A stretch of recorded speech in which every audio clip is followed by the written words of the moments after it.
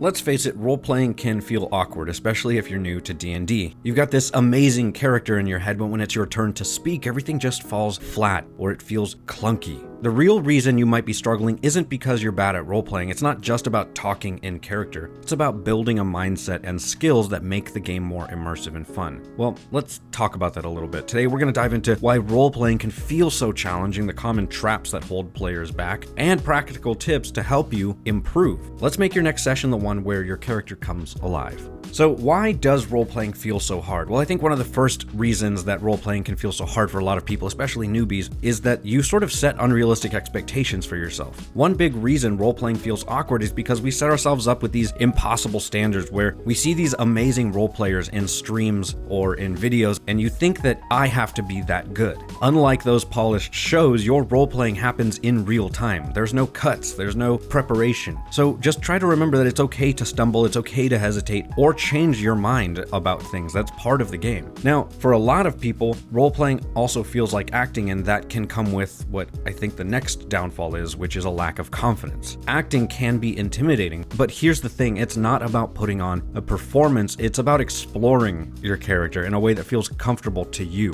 So I know it sounds easier said than done, but just try not to overthink it when you're getting into the role-playing mindset. Now, I also think that one of the biggest traps that early D&D players fall into is misunderstanding what role-playing is. Role-playing isn't just about speaking in an accent or delivering long monologues. It's about embodying your character's choices, their emotions, and then most importantly, thinking about their goals. You can roleplay just as well through actions and decisions as you can through dialogue. One of the best examples that you might know is Liam O'Brien from Critical Role. The way that they portrayed Caleb Widogast in their second campaign is honestly probably a masterclass, and really honestly any character that Liam O'Brien creates. The way that they went into detail about how they were using their spell components, how their hands were moving when they were doing the somatic components of their spells, creating the scene for us instead of just saying, I cast Fireball. That level of immersion is not something that's coming from their voice, it's coming from their actions and how they're setting up the scene. So remember that when you're role-playing, it doesn't always have to be about the things that you're saying, it can be about the things that you're doing. That's part of what makes D&D so amazing, is that collaborative experience that we can have with each other and build on each other's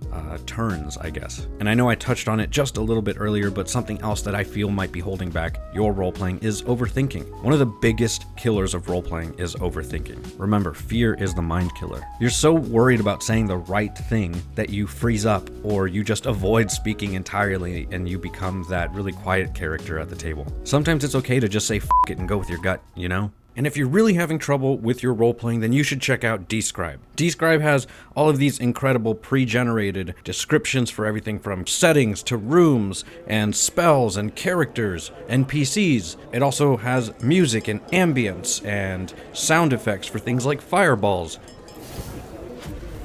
And you can even get yourself some maps. That's 3 out of 5 of your senses, all in one spot. And since it's all pre-generated, you don't have to think about it, so it leaves you more time to think about your role-playing. What I love about it is that you can set up your notes directly in the platform and add all of your music, your sound effects, ambient sounds, and you can create a whole other block for your first encounters or your next sessions or however you want to organize it, and it's all right there ready, one after the other. I mean, look at all this cool stuff. So if you want to check out Describe for yourself, go to describe.com and use my code FANTASYFORGE at checkout. Something else that may be ruining your role-playing is playing out of character. It's really easy, especially when you're new, to slip into decision-making as yourself instead of your character. But when you make decisions based on what you would do, it can take away from the immersion of playing someone else, which at the end of the day is really what we want to be doing, right? Is getting the opportunity to do something that we normally wouldn't be able to do. At least that's why I like it. Learning how to stop thinking as yourself and start asking yourself, how would this person react, is a skill, probably an art form, and also probably a really great lesson in empathy and sympathy. Psychologists out there, am I wrong? And then lastly, I think one of the things that's holding you back is fear of judgment, because let's be honest, no one wants to feel silly or get embarrassed, but the truth is your table is hopefully a safe space and everyone's there to have fun. Chances are they're also way too focused on their own characters and what's going on at the table to really judge yours. So if you're worried about being embarrassing, don't don't worry about that. I think a lot of that comes from this really stereotypical idea of what characters sound like in D&D. Art thou feeling it now, Mr. Crab? Remember, nobody cares. Do your weird southern accent or your vaguely European accent and just lean into it. Now, with all of that out of the way, we understand a little bit of what those roadblocks are for when we're actually role-playing, but how do you actually get better as a role player? Well, you don't need to dive into Shakespearean monologues to be a good role player. You can just start with the basics, understanding how your character talks, what accent, what speed, are they educated or not, how do they come off? All of those things that make up their voice.